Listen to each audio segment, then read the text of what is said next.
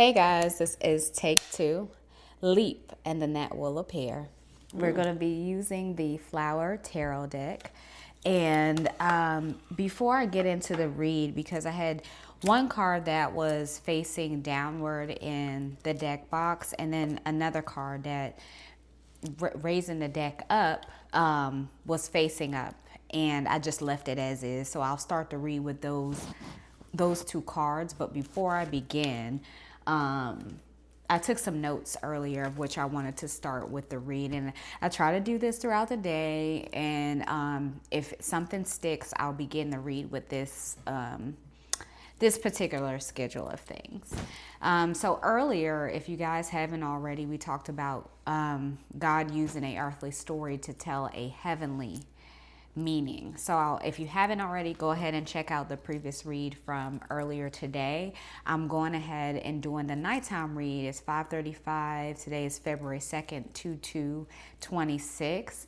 And so I feel like it's necessary to, the messages are kind of coming forward in the necessity of what message is trying to be conveyed.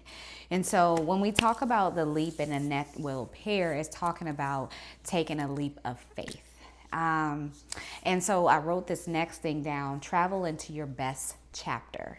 And the question that I took from another podcast that was posing a particular question in mind for her audience was, what is cultivating joy? What does that look like for you? And allowing yourself to cultivate joy is having strength. So she asks to make a list of the things that cultivate your joy, and I'm going to start with my list thus far. So the first thing being is my life. Breathing, being here to enjoy life in all its full capabilities, I think is already a statement of joy. The next thing I wrote down is being married to my best friend. Aww. You guys know that's Erin. That's me.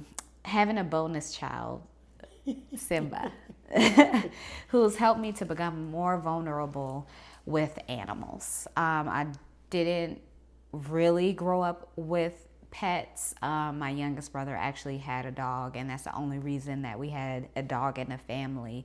And he was just that child that went the opposite of where we all went, as far as like standing out and not being afraid to do things that were outside of the box. I was a lot like that, but I think male and female have a little bit more leeway in the household. So he just kind of had that perception of like doing things that would allow people to become more comfortable.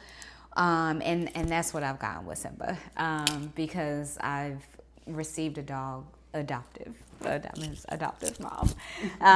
And so the next thing is being free in my mind. And what that means is allowing and having space where you can freely think, where you have room to think.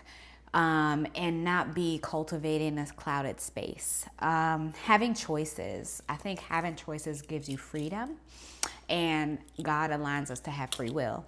So I think having choices is very important. The next thing is faith. The following thing after faith is travel. I think travel is a great opportunity to culturalize yourself in a way that allows you to connect, allows you to seek knowledge, and to live in a way that is without words. So I think that's where I see travel for me. And we talked about travel into your best chapter. The last two things that I wrote down is having the ability of choosing fresh food. I'm fully vegan, so if I could, I would be raw. But, Erin needs her flexibilities. But as we went through the chapter of her going through beating cancer, she did fully commit to the vegan lifestyle. So I think overall it is something that I passionately feel great about. It makes me feel good internally, and externally, I feel like you see the product of that coming forward from the inside out, right? And then the last thing is shopping, because everyone needs like a little fun. Everyone needs a little fun. You can't take it so serious, okay? Let's get back to it. Like, you guys knew I was gonna throw something in there. It was very deep, so I had to lighten the mood. So yeah, so moving into the first card, like I said, we're gonna be using the Flower Tarot Guidebook deck, and then the first card that we picked for us is the Nine of Cups. I see this as almost full completion, but you damn near need to be almost having a celebration, because the way he's seated on that little bench, he's just so comfortable. He has his garments on. He has his garments on. He has his jewels, the necklace, the bracelets. He's in his regal era, and I see that coming forward in this. So this is the Nine of Cups, and let's just read that really quickly. All right, so hold on, guys. Oh no. Okay, suits. Okay, Nine of Cups. Ooh. So, surrounded by sunshine and rainbows, a man sits on a bench. His face holds a slight smile, so a smirk, indicating his feeling of fulfillment and gratification. Arced across the rainbow above him. Well, now I say arced. Well, hold on. Arched. But it should have an H-E-D. How is arched spelled? A-R-C-H-E-D. Yeah, this is not correct. Oh. Well, we're going to say, they want to say, arched across the rainbow above him are 9 full cups. These cups represent the sense of fulfillment this man has achieved. All his dreams have fully come true. He can sit and take all his happiness in. This is a moment of gratitude. You need to take a moment of gratitude to see where you are at this moment, because this is an answered prayer. This card suggests you have a similar story to this man pictured. To get to this dreamlike place of peace and happiness, you had to work very hard. Perhaps you didn't have to change your previous living situation at all, but you knew there was much more out there for you. Now, the end of the journey has been reached. The upright Nine of Cups is a sign to finally indulge. The man's time in this place of euphoria is limited. The bench he sits on will provide him comfort. For so long. So while you are here, take everything in before it fades. If you have not yet reached the desires you have sought out for, this card is a sign that wishes you soon be answered. Your wishes will soon be answered. So it's like relishing where you are as of right now, but also realize that, time is of the essence, so enjoy it as it comes, right? And then we also have the Nine of Pentacles. So 9 energies is obviously coming forward. A woman dressed elegantly in a long gown stands with a great poise and confidence in a vineyard. She exudes opulence without trying. From the looks of her and her surroundings, she is very affluent. The vines are not only full of ripe grapes, but also full of coins. So she's full of tangible, things that she can occupy. Okay. So she has worked hard, going through many ups and downs to get to this position. From her journey, she has gained independence, confidence, and wisdom. Humility remains as she remembers where she started. One hand gently rests on a pinnacle. So she is holding firm on discernment as well as stewardship. While the other hand holds a bird. So the bird is guiding her. This must be someone in your ancestral realm that is guiding you in every step. When you see the bird appear, just know it's for a reason. This shows that she is not all consumed by the coins surrounding her. She feels no need to protect or focus on them. So she's holding it She understands that it's there, but she doesn't need to control it, right? So that's where we started there. We're already 9 minutes in. So you know what? I'm going to do a spread of 7. So we have 2 cards that we started with. And looking at it, it's man and woman. Sorry, I dropped a card. But it's the other card is the female, 9 of Cups and 9 of Pentacles. So it's an evenly... Okay, it's just popping out. I'll be back.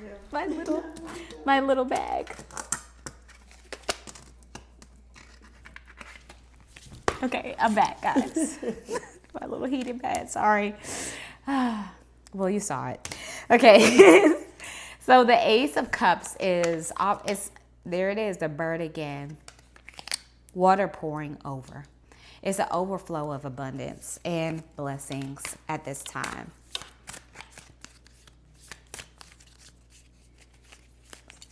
I don't know why I can't shuffle today. All right, so we have the 8 of Cups. So the 8 of Cups shows a fairy. She's on a journey. I see this as a call to a journey. The Knight of Cups coming in. We talked about the armor earlier. So there's a knight or person coming in that is presented as a knight, but has a protective, maybe could be less vulnerable, protectiveness coming forward. But then look at this card with the 8 of Cups. She's kind of walking the other direction, right? We have the moon that's prevalent, but you have part of it where it's 2 faces, one looking to the other. But one is with the eyes closed. One is actually, she's covering this part of the moon. She covers her. And so maybe that's of significance. Somebody is covering you at this time. And I'm going to pick 3 more cards. Okay, more than 3. Okay, so I'll shuffle again. Queen of Pentacles. She's holding the pentacle. This is another energy. The rabbit is she's a place of purity. She's a place of purity. So maybe being aware that what kind of energy that you carry, a very pure energy. I'm curious about this Knight of Cups as well. So you have the 9 of Pentacles, the Queen of Pentacles, where the 9 of Pentacles is almost, like they said, she's very affluent in her approach, but the sun is shining on her. And then the Queen of Pentacles kind of gives a protective nature. They're very similar, but protective. So 1, 2, 3, 4, 5, 6. We have the High Priestess. Okay. We have the High Priestess. We have the Page of Wands. This is another card of, like, this is aligned with the 8 of Cups. And then we have the 3 of Cups. 3 energies that are present here. And what's facing up is the King of Pentacles. So we have the King and Queen of Pentacles. And then we have the 2, 9, which are also appear to be like a pair as well. Let me read the 8 of Cups really quickly. Okay, hold on.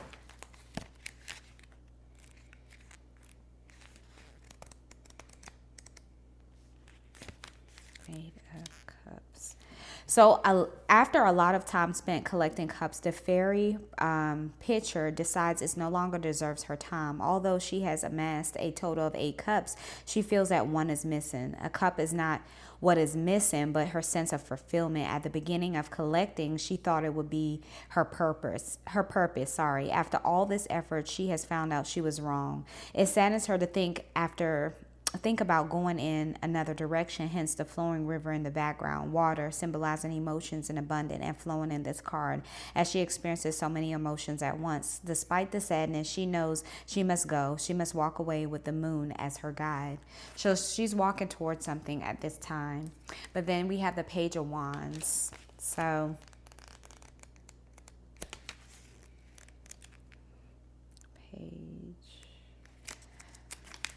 So the Page of Wands here, a sprightly young fairy stands grounded in a desert. The desert around her bears no fruit, even though she's surrounded by nothing but dirt. She looks around to find the positives and hold faith in what she can make possible. This place has never seen foliage, yet her wand sprouts healthy, flourishing leaves. She has found the possible out of the impossible. An upright Page of Wands means that much like a fairy, you have passion and vision. You are at the beginning stages where everything seems possible. This is a gift to take advantage of. Although the motivation and bright eyes are there, you might struggle to find a way to actualize your goals. You see the big picture, but struggle to find the small steps it takes to get there. Sit down, plan out your dreams without having them lose their grandeur. So it says at this time that you need to be in a place of planning. You need to be in a place of writing things down so that you can, the journey that you on, and I keep hearing your journey is your journey. And the journey that you're on is going to be a journey that's leading you to the outcome, but you have to write it down along the way.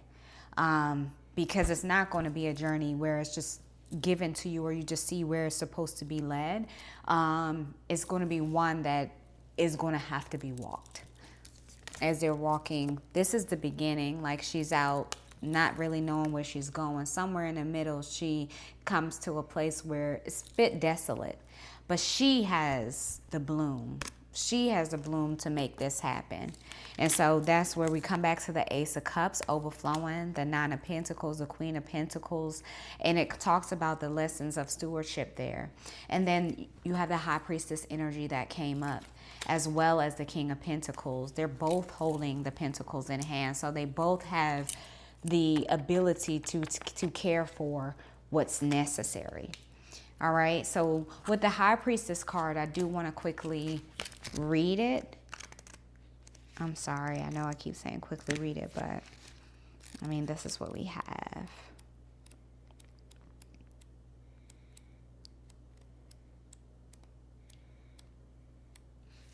So the High Priestess fairy is seated on the top of a tree trunk. On each side, she stands, on each side of her stand pillars with different markings. The one of the right is labeled with a B, and the one of the left is labeled with a J.